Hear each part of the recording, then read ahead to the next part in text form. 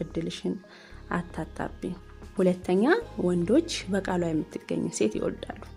አብዛኞቹ ሴቶች ወንዶችን በመሳብ የራሳቸውን ለማድረግ የሚጠቀሙበት ብልሃት ይኖራቸዋል።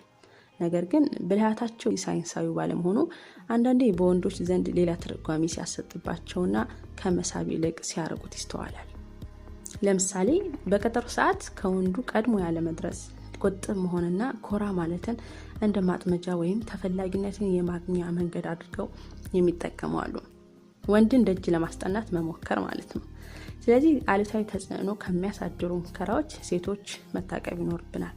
ይልቁንም ቀጠሮውን ተግባራዊ በማድረግ ወንዶችን ለማማለል፣ ራሳችንን ለማስከበር እንዲሁም በእጅ ለማስገባት ተመራጭ መፍትሄዎችን ሰንቂ። ሶስተኛ ወንዶች የተፈላጊነት ስሜት እንዲሰማቸው የምታደርግን ሴት ይመርጣሉ። ጥሎባቸው ወንዶች ክብርን ይወዳሉ። አብረሹ ስትሆኚ